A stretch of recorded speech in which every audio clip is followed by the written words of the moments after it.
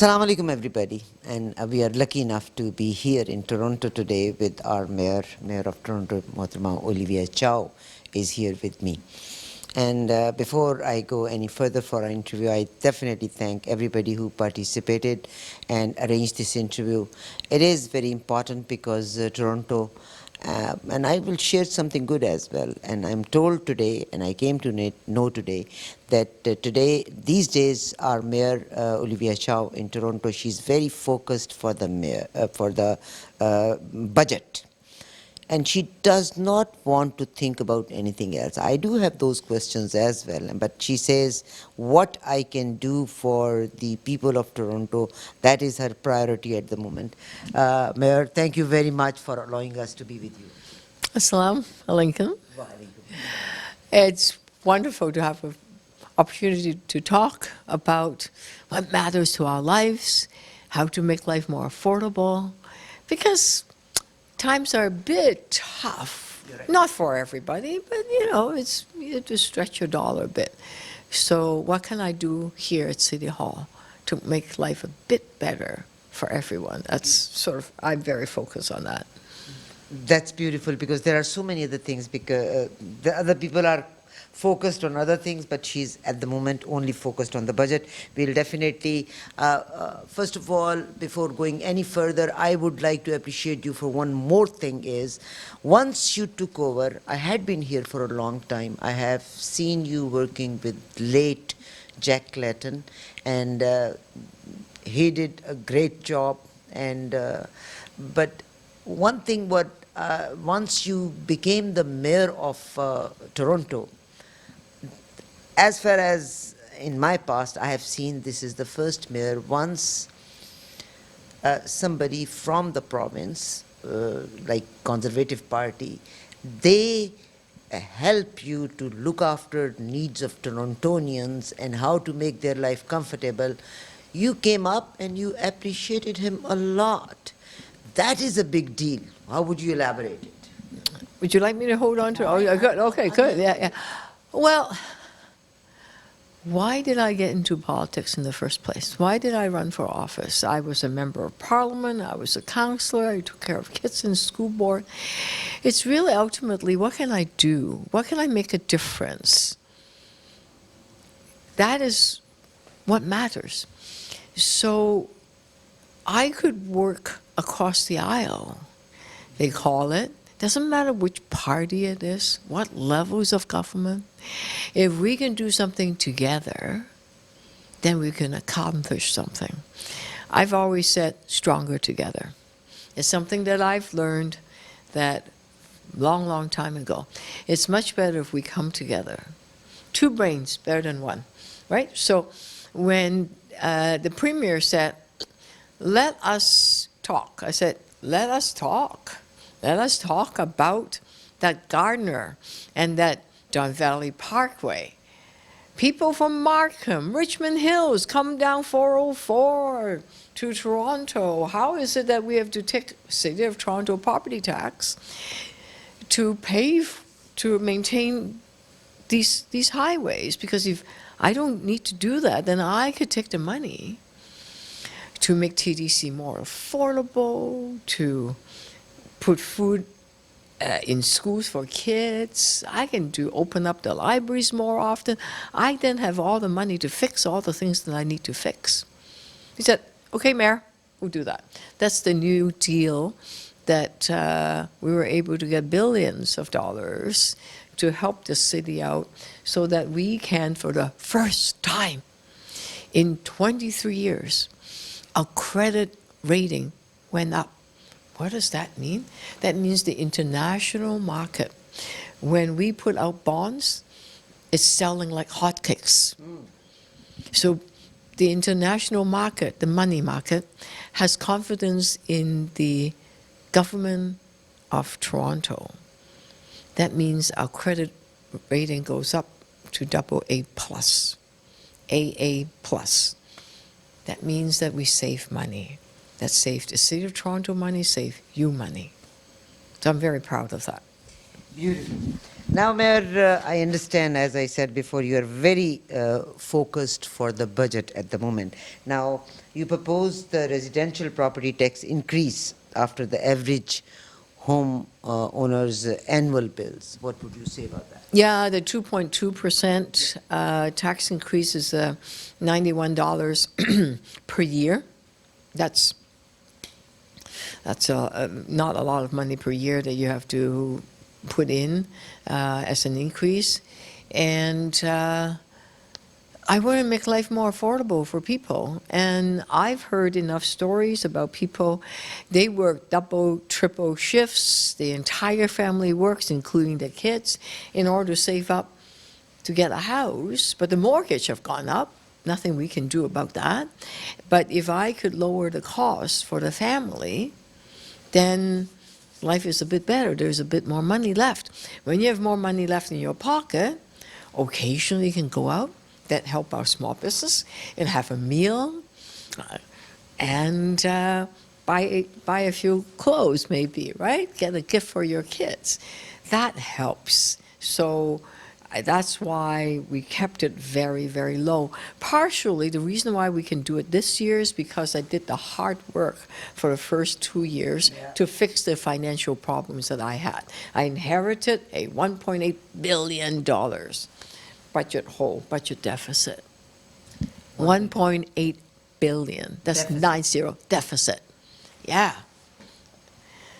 I took responsibility. I didn't cause it, but I thought, okay, let's do the hard work, climb out of the deficit, and now, finally, I can say, I can make it more affordable. So, but it was hard. The first 2 years, let me tell you, very So difficult. where do you see yourself now? Once you inherited a $1.9 billion deficit. Yeah.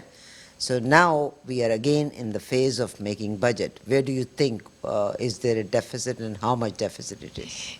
We halved it to 1 billion, okay? We halved it, okay? Still a lot, but we have put aside money to continue to pay. So it's now, it's very stable. And as I said, the credit rating, the international market said, this is a stable government. They're managing it well. You know, I come from a family that's not very rich. If you don't manage your money, you get in serious trouble. My dad was a school teacher, school superintendent, like all immigrants, couldn't find a job. Tried driving taxis. This is before you have GPS. He kept getting lost. He's a white-collar worker. He doesn't know how to. And also, British accent, you know? Come from Hong Kong, British accent. Couldn't understand all these Canadian-American accent. So he had trouble hearing what street they're going to. So life was hard, very hard. So every dollar matters. And So this budgeting is It's inborn. Inborn. absolutely, absolutely. You don't waste a penny. Beautiful. Or, well, no more penny. You don't waste a dime. Exactly. Mayor, the shelters is a big problem, and I think for the last couple of years, for the Toronto has done everything good. But when we talk about the housing and shelters, they say that even this was a very bad weather, and they did not have more shelters in. What would you say about it? How you are managing it? More and more people are coming in Toronto. How would you manage it? Well, we've cut the shelter number by lots. The encampments are cut by half. And we are building 28,000 units of housing, building affordable housing to people. It's very It important. is in the process at the moment. Oh, no, we have opened some of them. Oh, yeah, we've opened quite a few homes. We have shovel in the ground. In fact, 7 out of 10 buildings, when you see any buildings, let's say in Scarborough, Saywell Road, you see a building that's now 5 floors, 300 seniors. It's one building. Another building behind it, it's hundreds of units. We have a big cooperative of 612 units of housing shoveling the ground. Yeah, we're building So and the building. groundbreaking has been done. The construction have been started, and some has opened up. Oh yes, some has opened up for supportive housing. Some if we buy some buildings, turn it into affordable housing from private market, and make sure that all the tenants are protected, because not only are we saving a person, a couple. Think of a couple. We save them $1,200 per year if they have 2 kids in school, because we're feeding their kids. Less money on grocery. And TTC, no fare increases. That's about $300 a year that you don't have to pay. 3 years in a row, no fare increase. When I came in 2023, the fare went up. Right. The services got cut. I restored the service. More buses in Scarborough. The subway is coming faster by a minute. Rather than waiting for 3.5 minutes, you only wait 2.5 minutes. A lot faster. So homeowners pay less. And now, if you're waiting for an affordable homes, you don't have to wait as long because we're building them. All of that is to make life more affordable for folks, because it's very important. You just mentioned, yes, 2.2% increase in the taxes, but on the other side, there was no fare free. There was a fare freeze on TTC, and of course the breakfast for the kids as well. How would you compensate this? Where do I find the money? Yeah. Oh, very important to know where do you find money, right? People that are super wealthy, 0.05% of Torontonians. So every year, about 1,000 people buy homes that are very expensive. 5, 10 millions, they have 20 million, they have swimming pool outside, inside gym, indoor parking lot, yes, tennis courts. People that can, the 2% of the people buying homes that are that expensive, I'm asking them to pay a bit more. Together, I make $153 million, okay? And people that leave their homes vacant, they're speculators. They come in and buy, and then they don't rent it out. We're in the middle of a housing crisis. Rent it out. If they don't rent it out, they pay a bit more. Together, I raised $253 million. Okay? Compensate that. To give you a break in your fare, so when you pay TDC, you don't have to have a fare increase. To make sure your kids have food, good food, in school. So I get that money. That's a 5% tax increase that I do not have to do in ordinary folks. If not, everybody pay 5%. It's hard. Yeah. Those folks that can do all that, they do very well. They do very well. Now, before province was on your side and they help you for the infrastructure and so many other things, in this budget, what are you expecting from the federal government and from the provincial government? Let's keep building homes. I've submitted a package of, we use the city parking lots, we use city land. We said to them, we'll build housing on it if you provide some low-cost financing from the federal government and from the provincial government, if they help us cut a bit of the taxes that the homeowners need to, we call it development charges. If they help us cut some development charges, then we can build more. So, like right now, the City of Toronto, there are so few buildings being built. We're the only one out there building because we give financial incentives for people to build. So we say to the federal and the provincial government, let's keep working together. We just signed a deal 2 days ago. It went, you know, the Line 2 subway cars is really old. Not as old as I am, but it's old. It's You have it's lot old. more experience. It's old. You are born. It's old. We finally have ordered 55 new subway cars in Thunder Bay. The order went in. We're going to get them. They're going to be made in Ontario. That makes the Premier very happy. Make in Ontario, creating jobs, and we're going to get new subway cars. So let's This continue means to you work have a together. beautiful diplomatic way. You keep the premier happy. Yes. By And the Prime Minister. and the prime And the Prime Minister by happy. ordering things made in Canada and. But still, what is your so this means the relationship, your relationship with the federal government and the provincial government is so good that you are thinking they will help you to help the residents of one of the biggest city of Toronto. Absolutely. It's happening. Tomorrow I have a press conference making an announcement. I won't tell you what the announcement is, but both level of government will be there. The two minister, federal, provincial minister, we're working together, and I'll be part of the announcement, and it's, of course, good news. Thank you very kindly, and Mayor, we are basically a South Asian channel. I wish you should always come.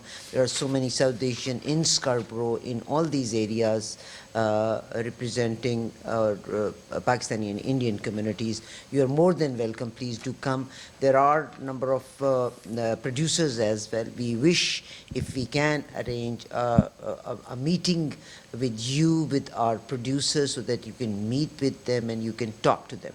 I know you are very focused on your budget at the moment, and you are very focused for the resident. Recently, John Tory, ex-mayor, he announced that he is coming in the race. You inherited 1.9 billion deficit once you took over. What do you think, and you are just, at the moment you are at 1 billion deficit, which is going smoothly. What do you think the competition, how would this competition be like? Oh, it doesn't matter. Whatever it is, competition is always good. You make people improve. I learned how to bowl on cricket. You play cricket? I play cricket. I know how to hit and I know how to bowl, the run up and the throw. I practice quite a few times. I have a mayor cricket tournament. And I just want to tell you some good news because I know your listener probably love cricket now, right? Now remember, Hong Kong, British, right, former. Yeah. And I have 6 new cricket pitches. Yes, $2.3 million we spent. We are spending also. Palmer Park at East York, Centennial Park in Etobicoke, in Scarborough, Ferguson Park, Bain Park, Corvette Park, Littoral Park, full-size cricket pitches, and we just opened an indoor cricket pitch in Scarborough at a community center, the first indoor cricket pitch. The kids loved it when I went for the opening, and it was just wonderful. So who knows when the election is in October. I'm focused on delivering what matters.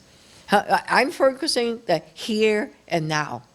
What can I do now as the mayor of Toronto to make life better? So, like in future, look, I lived through a lot of different, good times, hard times, dark times, beautiful times, joyous times, right? You have an experience, you put life in perspective, and it's the here and now that is most important. So watching the joy a kid have after they get play a game of cricket, it's priceless. It is. So this means I would conclude it in a way that it's not only the cricket pitches. This means you are involving youth to do something so that they can stay away from the bad companies. That's right. And the bad things. Did you know that the crime rate is the lowest? Murder rate, murder rate lowest in 50 years. When I first became the mayor, You call 911, you're getting put on hold for almost a minute.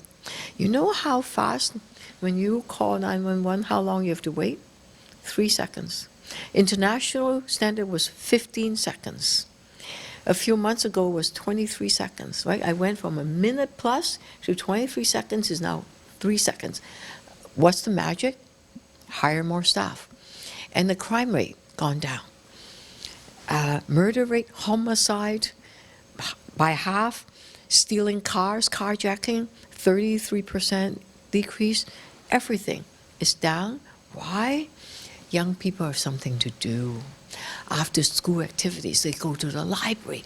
I opened up these teen zones in library. And by the way, every library is open 7 days a week. Used to be they close on Sunday when I first became the mayor. I thought, why is the library closed on Sunday?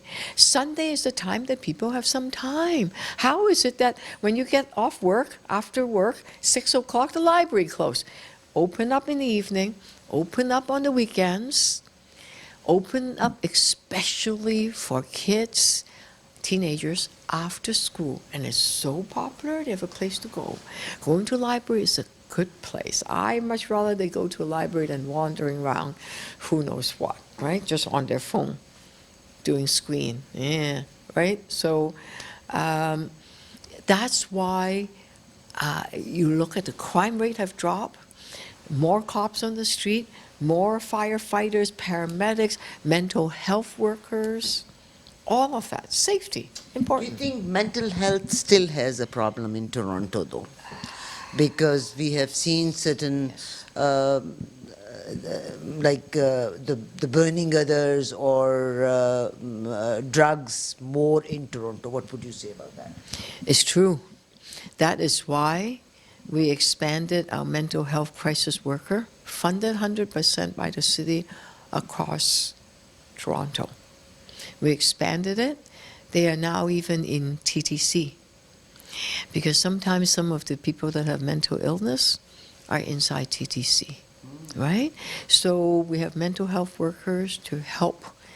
You don't necessarily need a police officer if the person is not dangerous, right? But they need follow-up. They need support. They need referrals. They need care. That's what we're providing. It's something that I'm really proud of because, listen, my dad, back to my family, it was really hard because he could not adjust to, from a white collar, head of the household. Then my mom was a bread earner, not him. He had a mental health breakdown. It was very hard. So dealing with mental health crisis, very important to me because if you don't have good health, it doesn't matter, right? Shutting down the help centers for those who are on the drugs, how did it affect Toronto? Oh, you mean closing them? Closing down.